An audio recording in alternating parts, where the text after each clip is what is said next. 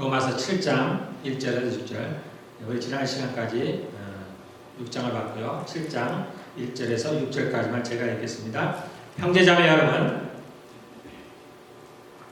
나는 율법을 아는 사람들에게 말을 합니다. 율법은 사람이 살아있는 동안에만 그 사람을 지배한다는 것을 알지 못합니까? 결혼한 여자는 그 남편이 살아있었으나 남편이 살아있는 동안에는 법으로 남편에게 매여있으나 남편이 죽으면 남편의 법에서 풀려납니다. 그러므로 남편이 살아있는 동안에 그 여자가 다른 남자에게로 가면 그 여자는 간음한 여자라는 말을 듣게 됩니다. 그러나 남편이 죽으면 그 법에서 해방되는 것이므로 다른 남자에게로 갈지라도 간음한 여자가 되지 않습니다. 나의 형제자매 여러분, 그러므로 여러분도 그리스도의 몸으로 말미암아 율법에 대해서는 죽임을 당했습니다. 그래서 여러분은 다른 분, 곧 죽은 사람들 가운데서 살아나신 그분에게 속하게 되었습니다. 그것은 우리가 하나님을 위하여 열매를 맺게 하기 위함입니다. 이전에 우리가 육신을 따라 살 때에는 율법으로 말미암아 일어나는 죄의 욕정이 우리 몸의 지체 안에서 작용해서 죽음에 이르는 열매를 맺었습니다. 그러나 지금은 우리를 올가맸던 것에 대하여 죽어서 율법에서 풀려났습니다. 그래서 우리는 문자의 얽매인 낡은 정신으로 하나님을 섬기지 않고 성령님이 주시는 새 정신으로 하나님을 섬깁니다. 아멘. 계속해서 우리가 로마서를 보고 있는데 보니까 여러분들 어때요? 대부분 같은 내용들을 계속하고 있죠. 죄에 대해서 얘기를 하고 있습니다. 또는 율법에 대해서 이야기를 하고 있습니다. 우리가 특별히 이러한 것들이 어려운 이유는 우리가 사는 시대가 그러한 것이라고 했죠. 하나님의 나라와 그 다음에 사단의 나라가 공존하는 그러한 세계에 우리가 살고 있다라고 했습니다. 주님께서 이 땅에 오셔서 외친 첫째 말씀이 무엇이에요? 회개하라, 천국이 가까웠느니라. 천국이라는 얘기가 하나님의 나라죠. 하나님의 나라가 가까이 왔다라는 거예요. 하나님의 나라가 이 땅에 침입해 들어왔다라는 거예요. 그래서 기존에 이 사단의 나라에 암흑의 세계에 하나님의 나라가 침입해 들어왔다라는 겁니다. 그래서 이 땅은 흑암의 권세, 사단의 나라와 하나님의 나라가 공존하는 세계다. 우리가 비록 예수님을 믿지만 우리도 이 땅에 살아가기 때문에 우리도 이거와 전혀 관련이 없는 게 아니다라는 거예요. 그냥 양쪽에 우리가 걸려있다는 거예요. 그래서 어려운 거예요. 그런데 이것만 우리가 명확하게 알고 있으면 그냥 어렵지가 않습니다. 그래서 두 나라가 함께 있다는 얘기는 다른 얘기하면 두 개의 나라에 속한 법이 있어요. 두 개의 법이 있다는 거예요. 그러니까 내가 어느 때는 이쪽 법에, 어느 때는 이쪽 법에 적용이 되는 거예요. 그것을 우리가 모를 때는 혼란스러운데 그것을 우리가 명확하게 알면은 우리가 어떤 때는 내가 이 법에 적용을 받고 또 어떤 때는 이 법에 적용을 받는 것을 알게 됩니다. 그것을 알고 나면 그다음 어렵지가 않아요. 그럼 내가 어떻게 행해야 되는지, 어떻게 신앙생활을 해야 되는지를 조금 더 쉽게 할 수가 있습니다. 이 로마서가 계속해서 그 얘기를 반복하고 있어요. 이게 쉽지 않기 때문입니다. 누군가가 방해를 하고 있어요. 사단은 우리가 그것을 깨닫는 걸 아주 방해합니다. 주님께서 십자가에서 해놓으신 것을 우리가 누리기를 원치 않는 거예요.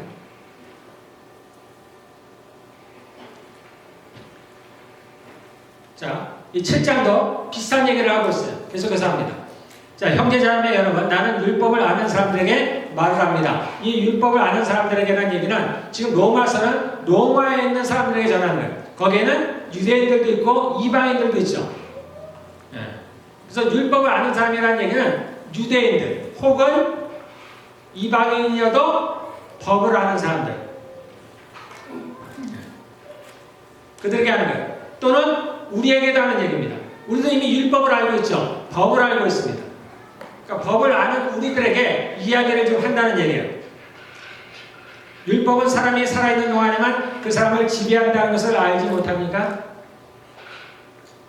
즉, 이 땅의 법은 우리가 이 땅에 사는 동안에만 적용이 되는 거예요.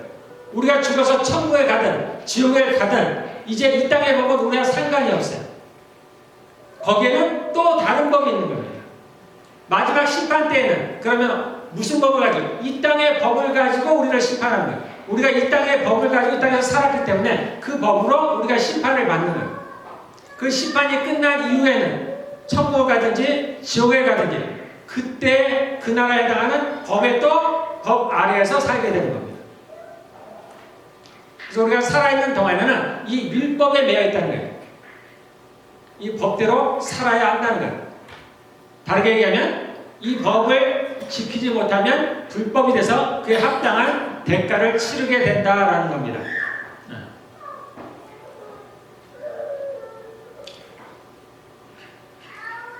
그래서 그 법에서 이 땅의 법에서 우리가 자유하게 되려면 뭐라고 얘기하냐면 죽으면 된다는 거예요. 죽으면 더 이상 이 땅의 법이 나에게 적용이 되지 않는다는 겁니다. 마치 우리가 한국에서 살 때는 한국법 아래에 적용을 받습니다. 캐나다에 오니까 어떻게 해요? 한국법은 나하고 전혀 상관이 없어요. 나는 캐나다의 법 아래에 있게 되는 거예요. 법에는 여러 가지 종류가 있습니다. 법에는 성경에서 법은 여러 가지인데 이 땅에 사람들을 매는 법, 매어있는 법에는 여러 가지가 있어요. 율법이라는 게 있습니다. 즉 시내산에서 이스라엘 백성들에게 줬던 법, 소위 모세오경이라고 하고 또는 십계명으로 대표되는 법입니다. 그래서 짧게 하면은 하나님을 사랑하고 이웃을 사랑하는. 예수님께서는 그것을 더 줄였죠. 내 이웃을 내 몸같이 사랑하라. 그래서 시내산에서 이스라엘 백성들에게 주었던 법, 가장 대표적인 게 십계명입니다. 모세의 율법, 모세오경이죠. 그리고 구약에 나오는 여러 가지 법들, 무엇을 하라 하지 말라 하는 그런 법들이 율법이에요. 이스라엘 백성들에게 주었던 법. 그래서 이스라엘 백성들은 나중에 심판 때 어떤 법을 가지고 적용을 받느냐? 이 율법을 갖고 적용을 받습니다. 그들은 이 율법을 받았기 때문에. 이방인들은, 유대인이 아닌 다른 사람들은 어떤 법안? 누구든지 법 아래에 있습니다. 법 아래에 없는 사람이 없어요. 믿지 않는 사람은 어떤 법이요? 양심의 법이에요. 양심의 법. 그 양심의 법대로 심판을 받는. 우리가 그런 얘기 많이 하죠. 옛날에 이순신 장군은 어떻게 됐을까? 그는 자신의 양심에 따라 심판을 받습니다.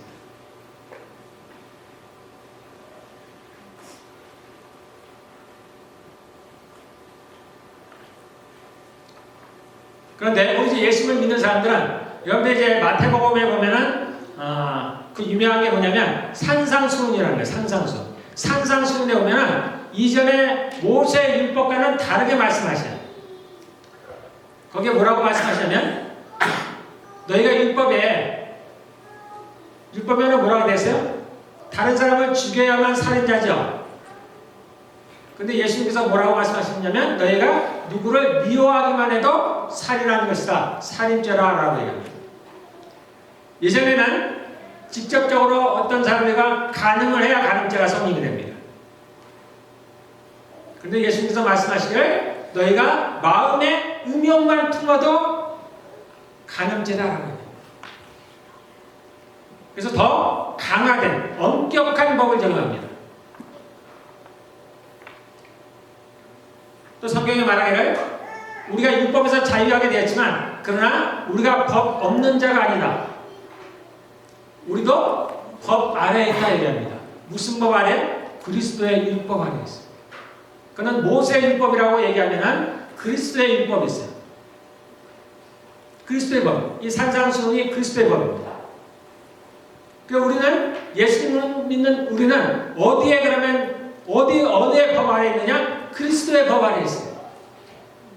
그래서 우리는 실질적으로 간음을 하지 않았어도 음욕만 품어도 우리는 간음죄를 져요.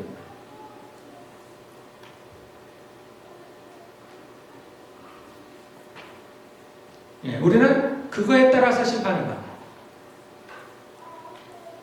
율법이 있고 양심의 법이 있고 또는 우리 믿는 사람들은 그리스도의 법이 있습니다. 자, 이 법도 마찬가지로 이 그리스도의 법이라는 것도 이 땅에 사는 동안에만 적용이 되는 거예요. 천국에 가면은 그 법의 적용을 받지 않습니다. 천국에 있는 법이 또 있겠죠. 우리는 정확히 몰라도 그 법의 적용을 받는 거예요. 모세의 율법이든 그리스도의 율법이든 양심의 법이든 다 이 땅에 사는 동안에만 적용이 되는 거예요. 우리가 죽으면 그 법에서 자유로워집니다. 지금 그 얘기를 하는 거예요. 형제자매 여러분, 나는 율법을 아는 사람들에게 말합니다. 법은 사람이 살아있는 동안에만 그 사람을 지배한다는 것을 알지 못합니까? 그래서 이 법과 우리들의 관계를 무엇에 비유했냐면 결혼에 비유를 했습니다. 그래서 남편과 아내에 대해서 비유를 했어요. 그래서 남편은 법이 되는 거예요. 아내는 우리 사람들. 그걸 이제 비유로 얘기했는데요. 결혼한 여자는 그 남편이 살아있는 동안에만 법으로 남편에 미어있으나 남편이 죽으면 남편의 법에서 풀려납니다. 이 얘기는 뭐냐면 살아있는 동안에 아내는 누구한테 미어있다고요? 남편에게 속했다. 남편에게 속한 거예요. 남편이 아내에게 속한 게 아니에요. 하나님의 나라는 질서가 어마어마하게 중요해요. 하나님은 모든 것을 질서대로 해요. 그래서 가정에도 질서가 있습니다. 남편을 가장으로 세웠어요. 그래서 남편이 아내에게 속한 게 아니라 아내가 남편에게 속한 거예요. 자녀가 부모에게 속한 거예요.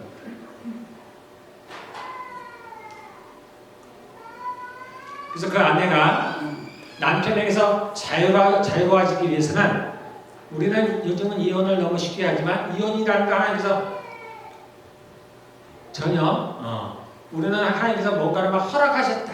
이혼을 허락하셨다. 아니야. 하나님은 이혼을 허락하신 적이 없어요. 하나님은 불법을 허락하신 적이 없어요. 이혼한다는 건 마치 도둑질하는 것과 똑같아요. 똑같이 법을 어기는 거예요. 하나님은 도둑질을 하라고 허락하신 적이 없어요. 우리가 배고파서 어쩔 수 없이 음식을 도둑질을 먹을 수 있습니다.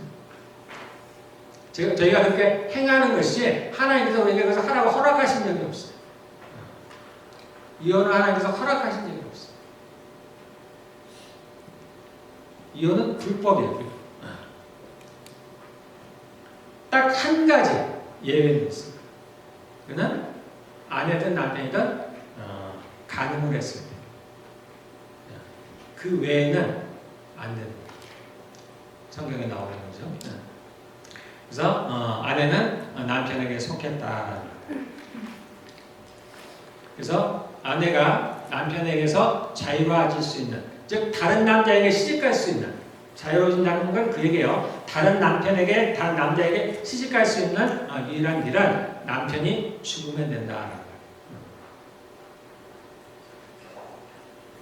정당하게 합법적으로 다른 남자에게 시집갈 수 있는 유일한 길은 그 남편이 죽어야 됩니다.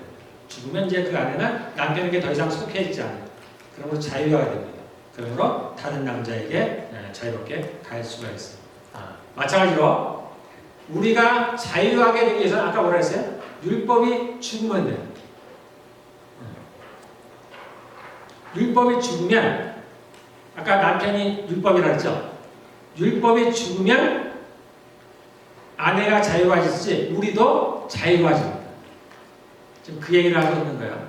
우리가 이 세상 율법, 즉 율법이라는 거예요. 죄와 사망의 법을 말하는 거예요. 법은. 이 죄와 사망의 법에서 자유로워지기 위해서는 어떻게 되느냐를 지금 얘기하고 있는 거예요. 그러면 그 법이 죽으면 된다는 거예요. 남편이 죽으면 된다는 거예요. 자, 3절에 그러므로 남편이 살아있는 동안에 그 여자가 다른 남자에게로 가면 그 여자는 간음한 여자라는 말을 듣게 됩니다. 그러나 남편이 죽으면 그 법에서 남편에게서 해방되는 것이므로 다른 남자에게로 갈지라도 간음한 여자가 되지 않습니다.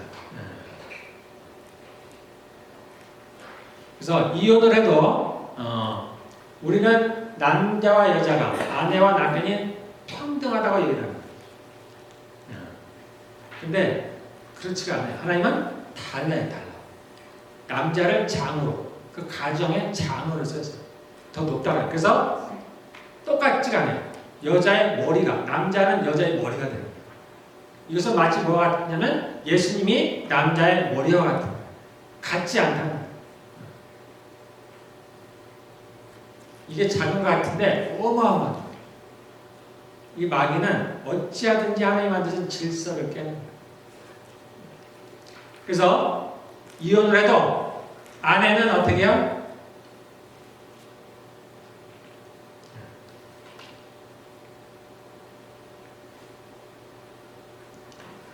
아내는 남편을 떠나는 겁니다.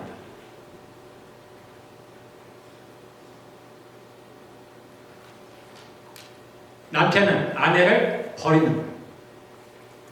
다른 애다. 남편이 아내를 떠나지 않습니다. 남편이 주기 때문에. 그래서 남편이 이혼을 한다는 얘기는 자신의 아내를 버리는 거예요. 그래서 마태복음에는 뭐라 그랬어요? 남자가 그 아내를 버릴 때 남편이 아내를 버리는 거예요. 아내는 남편을 두고 떠나는 거예요.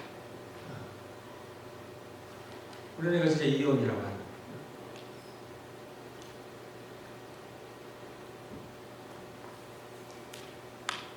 우리 이제 마지막 때가 언제 같으냐고 얘기할 때는 노아의 때가 같다라고 얘기합니다. 또는 소돔과 고모의 때.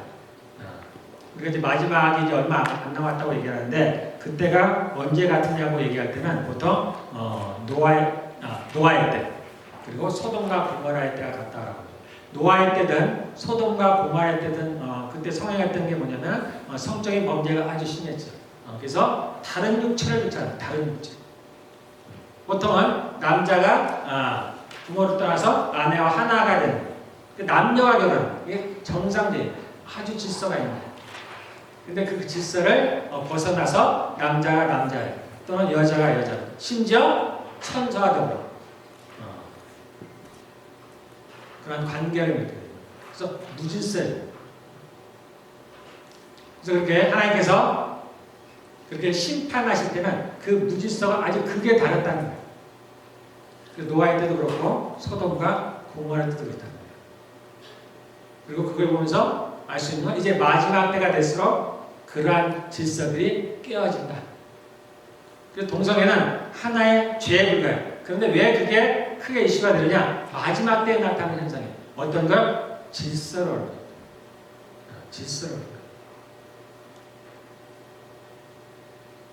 그래서 결국은 마귀는 이 가정을 깨져요. 가정을 깨. 그 질서가 물러나가는 얘기는 가정이 깨어지는 거예요. 가정이 온전하지 않다는 거예요.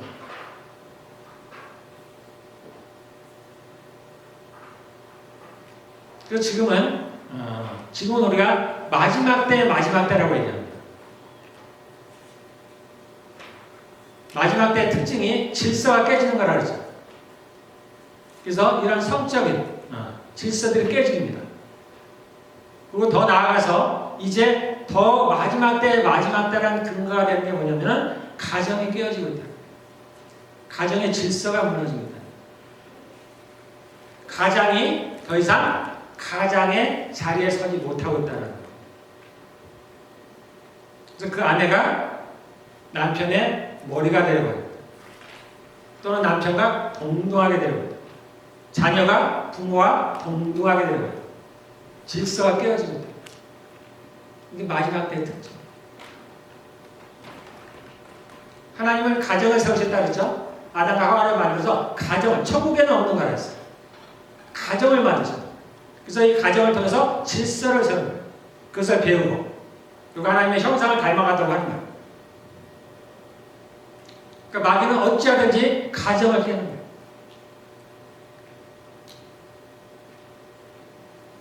그래서 동성애가 선행한다는 것은 가정이 없어지는 거예요. 점차. 시대가 소위 나아갈수록 발달할수록 이러한 특징 중에 하나가 가정이 점차 약해져요.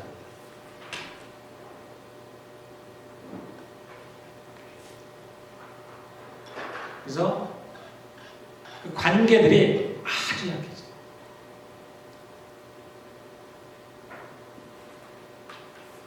특히 이제 이 마지막 때가 오므로 말미암아서 그러한 관계들이 역현상이 일어나죠. 그래서 소위 아내가 남편 위에 갑니다.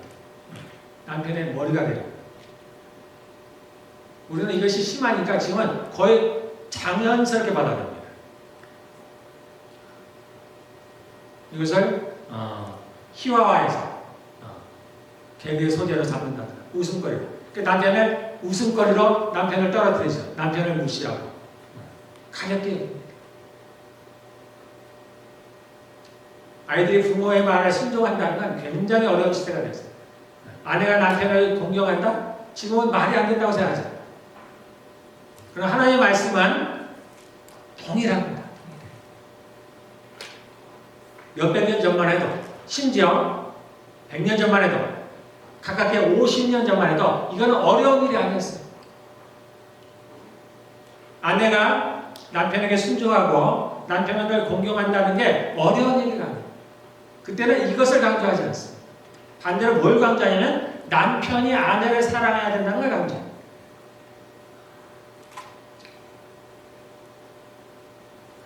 모세가 이혼 증서를 줘서 아내를 내보낸다 그랬죠? 남편이 내보내는 거예요, 여자를. 근데 왜 어떻게 내보내냐면 이혼 증서를 줘서 내보내라고 했어요.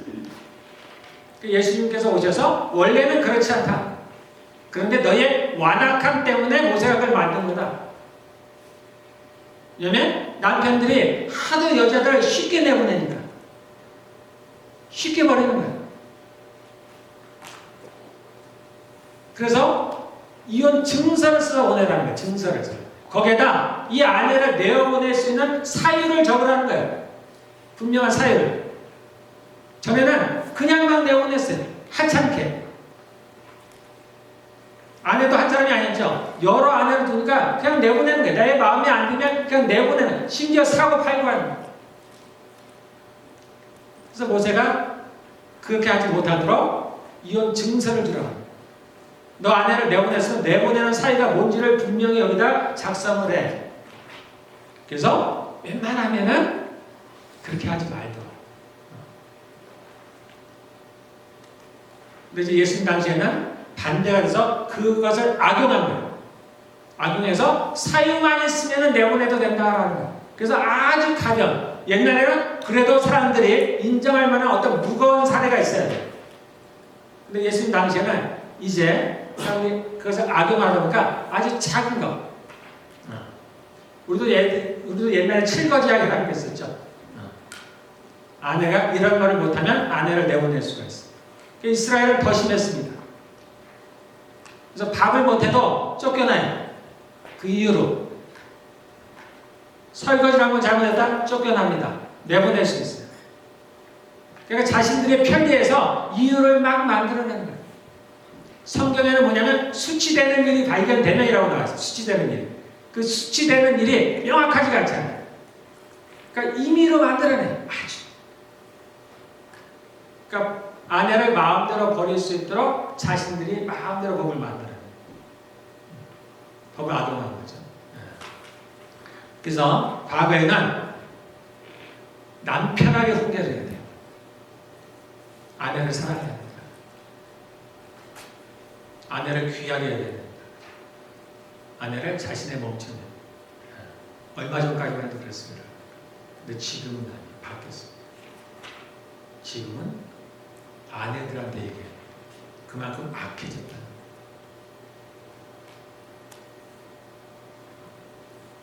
그래서 아내들이 들어야 돼요. 세상이 이러니까 세상 풍조를 따라갑니다.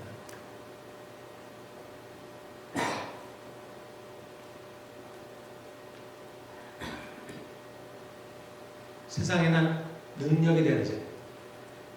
아내의 존경을 받아야 돼요. 뭔가 돈이 많든지 능력이 뛰어나든지. 성경에는 그런 조건이 없습니다. 남편이라는 것만으로 남편을 존경해야 됩니다. 그걸 따라야 돼요. 마지막 때, 지금이 마지막 때예요. 이것이 무너지는 사람입니다. 여러분들 보고 있잖아요. 우리 교회가 그걸 따라가면 안 돼요.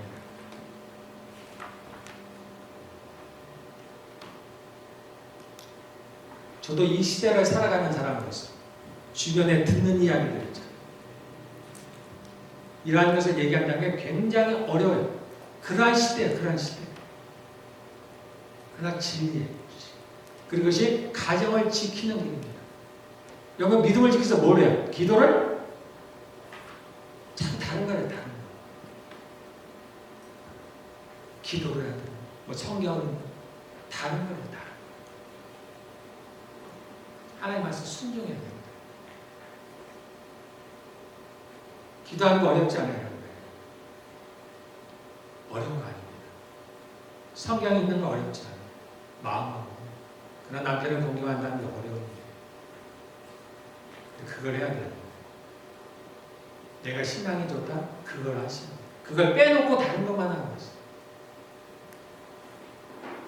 자녀들도 마찬가지죠. 부모에게 순종해야 돼요. 우리 동생들은 어떻게 해요? 형들을 공경해야 돼. 형들한테 함부로 얘기하면 안 돼.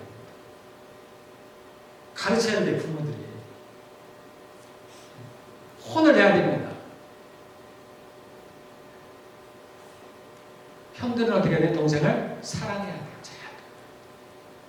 너 알아서 해. 동생을 잘 돌봐야 돼. 그렇게 못해요? 혼을 내야 돼. 회초리를 들어야 돼.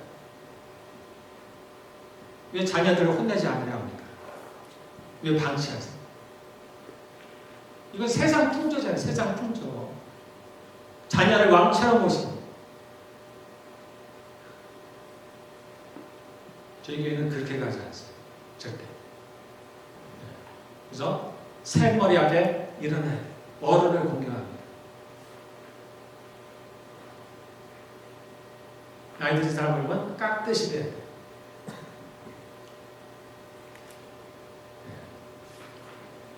지금이 마지막 때인데 마지막 때 이런 것들이 무너지고 있어요. 지키는 건 다른 거 없습니다. 우리 교회 교훈이 그죠? 하나님이 이렇게 하시는 데는 다 이유가 있습니다. 가장이 세워져야 돼요.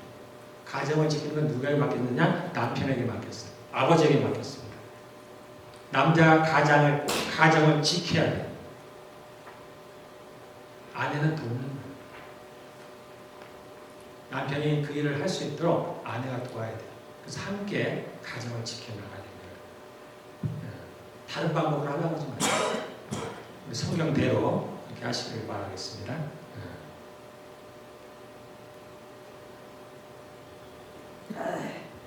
자, 4절 볼까요?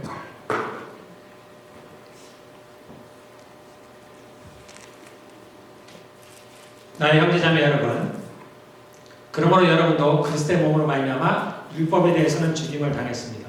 그래서 여러분은 다른 분, 곧 죽은 사람들 가운데서 살아나신 그분에게 속하게 되었습니다. 그것은 우리가 하나님을 위하여 열매를 맺기 위한 것입니다. 조금 눈썰미가 있으신 분들은 이 대목에서 뭔가 이상하다는 것을 느낄 수가 있어요. 앞에하고 뭔가가 좀 다르다라는.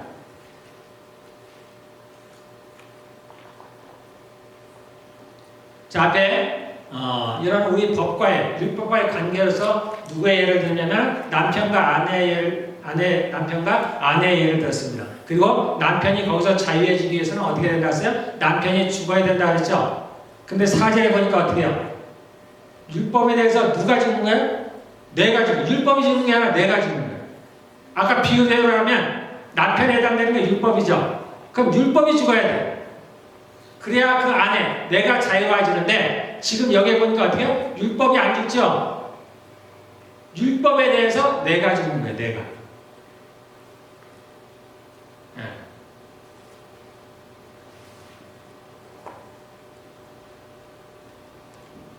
그래서 어렵죠. 그래서 어려운 거예요. 네. 율법이 죽으면 간단한데 그럼 비유도 딱 맞아떨어져요.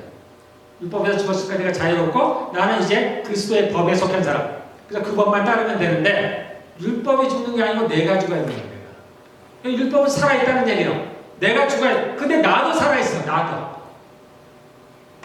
자, 같은 얘기 반복이죠. 옛사람이 십자가에 죽어야 되는데 사실은 내가 살아있어요. 율법이 죽고 내가 살아야 되는데 율법도 살아있고 나도 살아있어. 여기서 죽임을 당한다고 하지만 실제로 내가 죽지 않았죠. 그러니까 율법도 살아있고 나도 살아있는 거예요. 지금 우리가 살고 있는 시대가 그러한 시대입니다. 마지막 심판의 때는 어때요? 이때는 이 율법이 죽었어요. 그때는 전혀 적용이 안 됩니다. 그러므로 나는 자유로워요. 그러므로 나는 그리스도의 법, 하나님의 법 아래에 있어요. 그러므로 나는 심판을 받지 않습니다.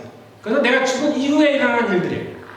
근데 이 땅에 사는 동안에는 율법이 여전히 살아있어요.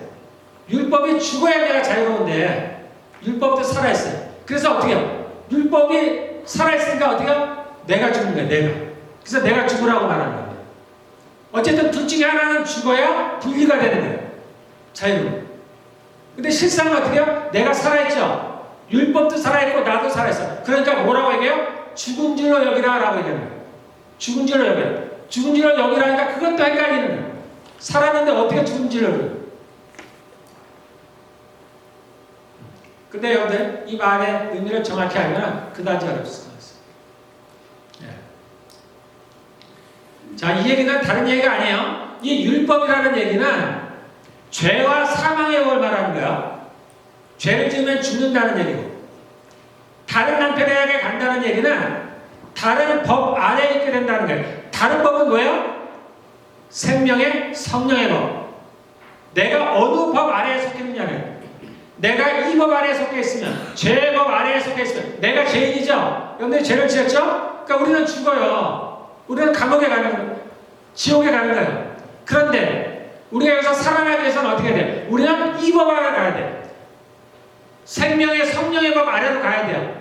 거기는 내가 비록 죄를 지었을지라도 살 수 있는 길이 있죠. 그러니까 내가 이 법으로 가려면 어떻게 해요? 이 법이 죽어야 된다고 얘기하잖아요.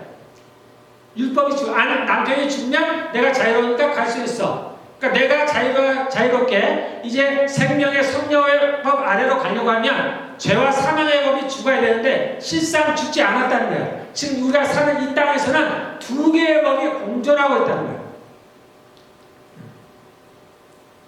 죄와 사망의 법과 생명의 성령의 법이 공존하고 있다는 거예요. 똑같이 내가 적용이 된다는 거예요. 그런데 내가 이 법에서 벗어나서 생명의 성령의 법으로 가려면 어떻게 해요? 이 법이 죽지 않았으니까 어떻게 해요? 내가 죽어야 돼요. 내가 죽어. 그러면 내가 죽는 방법만 알면 되잖아요. 그러면 해결이 되잖아요. 율법은 안 죽었으니까 내가 죽으면 되잖아요. 내가. 그러면 나는 자유롭게 생명의 성령의 법 아래로 갈 수가 있습니다. 자, 그러면 내가 죽는 방법은 뭐예요? 어떻게 내가 죽어요? 네? 어떻게 했을까요? 제가 찝어서 여쭤볼까요? 자, 우리 박집사님, 박사목사님 어떻게 하면 죽어요?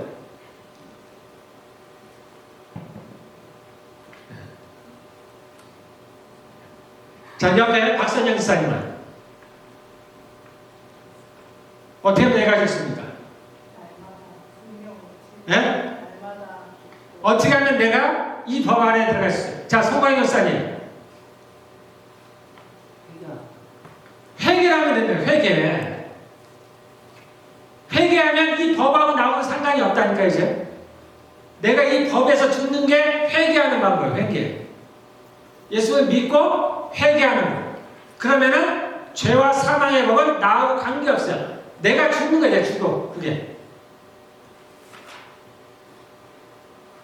자, 우리 계속 한 게 이거였잖아요. 계속. 지금까지 로마서 집에 오면서 계속 한 게 계속 이 얘기잖아요. 내가 어떻게 되면 죄에 대해서 죽을까? 어떻게 하면 죽어요? 회개하면 된다. 어려운 거 아닙니까? 그러면 나는 이제 죄와 사망의 법과 관련이 없어요. 내가 그 마귀에게서 자유해지는 거예요. 내가 이미 예수님을 믿고 있으니까 나는 이제 생명의 성령의 아래로 들어가게 되는 거예요. 주님께서 나의 죄를 기억지 아니하시고 너희 죄가 뭐예요? 붉을지라도 눈같이 하얘지고 너희 죄가 지는 것 같을지라도 양털같이 하얘지라. 이것이 나에게 적용이 되는 겁니다. 그래서 마귀가 나를 어떻게 할 수 없어요. 내 앞에 장애물을 놓을 수가 없는 거예요. 회개는 그렇게 중요해요. 그래서 마귀는 어찌하든지 회개를 못해요. 이미 하나님께서 예수님께서 다 이루셨어. 다 졌어. 선포해. 이제 자유로워졌어. 괜찮아. 우리가 이건 잘하잖아요. 중요한 게 빠졌어요. 회개가 빠졌어요. 회개가 없으면 주님이 뭐라고 해? 얘들아, 너는 나와 상관이 없어. 너가 예수님을 아무리 사랑해도 예수님을 믿어도 너가 회개하지 않으면 너는 나와 상관이 없어. 그 얘기는 내가 십자가에서 이룬 일이 너와는 아무 상관이 없어. 적용이 안 돼. 너는 여전히 마귀의 손아귀에 있게 돼.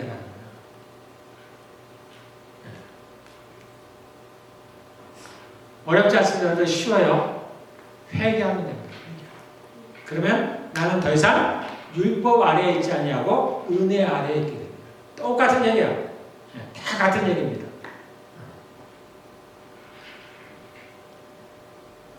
자, 그 다음에 5절에 이제는 우리가 육신을 따라 살 때, 육신을 따라 산다는 육신이라는 것은 내 혼이라고 그랬죠? 옛사람이라고 했습니다. 겉사람이라고 살아갈 때는 율법으로 말미암아 일어나는 죄의 욕정이 우리 몸에 지체 안에서 정해서 죽음에 이르는 열매를 맺었다. 많은 죽음에 이르는 열매를 맺었다. 많은 죄를 짓고 살았다 그런 뜻입니다. 자, 6절에 그러나 지금은 우리를 올가매었던 것에 대하여 죽어서 우리를 올가매었던 게 뭐예요? 법이에요. 법. 율법이 우리를 올가매었어요. 죄를 지으면 죽는다는 죄와 사망의 법이 지금 사람들 다 올가매고 있는 거예요. 거기를 벗어날 사람이 없어요. 그래서 우리를 올가매했던 것, 즉 죄와 사망의 법에서 대해서 죽어서 율법에서 풀려났습니다. 이제 우리가 예수를 믿으면 거기서 풀려났죠. 우리가 회개하면 거기서 풀려났어요. 그래서 우리는 문자 영매의 나이든 정신으로 하나님을 섬기지 아니하고 율법에 따라 섬기지 아니하고 옛날 법에 따라 섬기지 아니하고 성령이 주시는 새 정신, 그리스도의 율법이라 했죠. 그리스도의 율법이에요. 이제는 누구의 인도하심을 따라? 성령의 인도하심을 따라 살아가는 겁니다. 그래서 전에는 가능만 앉아있으면 되는데 이제는 어떻게? 음욕도 품으면 안 되는 거예요. 정결해져 가야 되는 거예요. 전에는 살만 안 하면 되는데 지금은 미워해서는 안 되는 거예요. 그게 성령님께서 우리에게 원하시는 거예요. 그래서 그러한 삶을 이제 살아간다는 거예요. 그런 삶을 살아갈 때 우리가 하나님을 섬긴다라고 얘기합니다.